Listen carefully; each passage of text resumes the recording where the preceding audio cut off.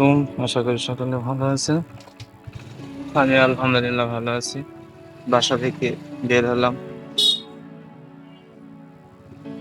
কাজের উদ্দেশ্যে। সামনে যে ভ্যানটা দেখতেছেন, এই ভ্যানটা এতক্ষণ দাঁড়িয়েছিল। এর জন্য প্রায় 2-3 মিনিট সময় লাগছে। অনেক কিছু বুঝেও মনে হয় যে বুঝে না, এরকম একটা দেখতেছি যে আমি দাঁড়াই রয়েছি। তারপরেও সে ফোনে কথা বলতেছিল। পরে যখন কয়েকবার হর্ন দিছি, তখন একটু মোটামুটি তাইয়া সামনের দিকে রওনা দিছি। ওটা হলো বাসার মোড়। এই মোড় পার হয়ে যেতে হয় বিপজ্জনক। আর গ্যাসের বোতলগুলো দেখেন কিভাবে নিতেছে। গ্যাসের বোতল কিন্তু একটা মারাত্মক দুর্ঘটনাপ্রবণ বস্তু। এটা যারা ব্যবহার করেন তারা সাবধানে ব্যবহার করবেন, কারণ গ্যাসের সিলিন্ডারগুলো এখন এমনভাবে ব্যবহার করা হচ্ছে যে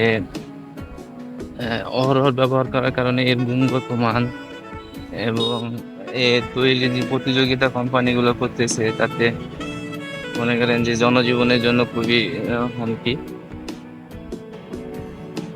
বলতে বলতে আমি মেন রোডে উঠে গেছি।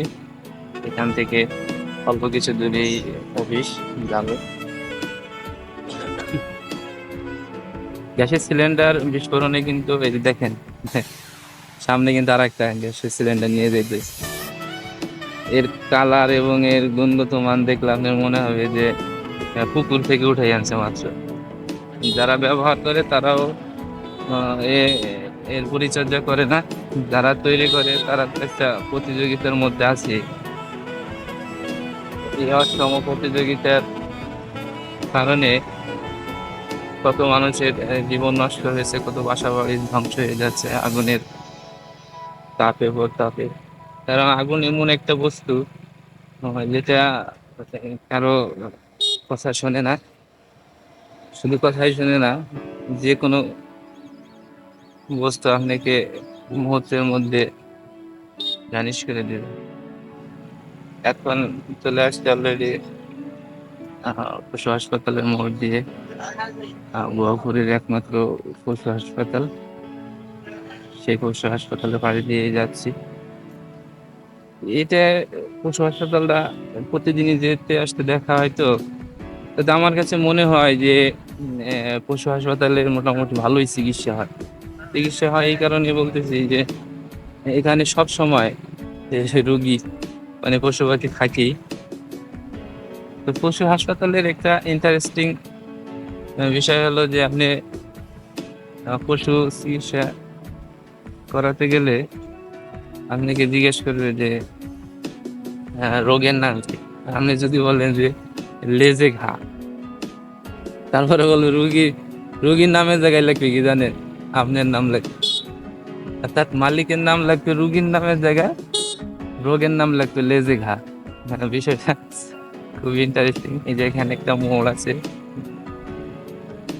এখানে গাড়ি চলাচল কম, তারপরেও এখানে যতটুকু চলাচল করে তাতে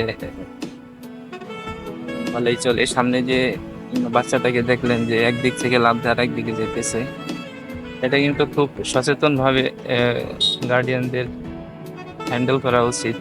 কারণ আপনি যখন স্কুল থেকে ফিরবেন, আপনি জানি তো ওর সেফটির জন্য, ওর সেফটিগুলো যেন প্রপার ভাবে মেনটেন করা হয়। সেজন্য আপনি জানেন, আপনি যদি ব্যাগ টানেন, বাচ্চা ছেড়ে দেন, এই যে একটু আগে যেভাবে রাস্তা ক্রস করতেছিল, এটা কিন্তু একটা দুর্ঘটনা হয়ে যেতে পারত।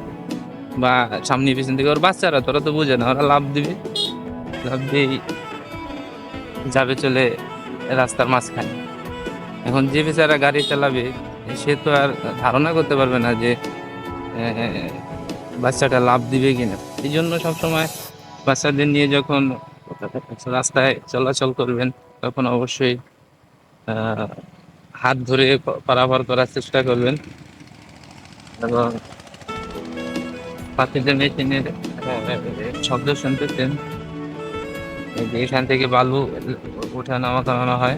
কিন্তু এই যে যে একটা রাস্তা, এটা পৌরসভার একটা সিম্পল রাস্তা, অথচ এখান থেকে এই রাস্তা দিয়ে যে পরিমাণ লোডের গাড়ি ট্রাক বড় বালু নিয়ে যায়, এই রাস্তার যে ক্ষতিগুলো করতেছে, এগুলো আমি জানি না যে এগুলো আহ, কর্তৃপক্ষ দেখে কি বা দেখে না, দেখলেও তারা এটার প্রতিকার নিচ্ছে কিনা বা তাদের কাছ থেকে কোনো উৎকোচের মাধ্যমে তাদেরকে সুযোগ করে দিচ্ছে। এই দেখেন রাস্তাগুলো যেগুলো ভাঙা, এগুলো কিন্তু কিছুদিন আগে ভাঙা ছিল না, যখন ওই বালুগুলো নেওয়া শুরু করছে তখনই এটা ভাঙা শুরু করছে। আর এর আগে যে একটা গাভী নিয়ে যেতে দেখছেন, এটা নিশ্চয়ই সেই পশু হাসপাতালে নিয়ে যাবে। তো এরকমই সবকিছু।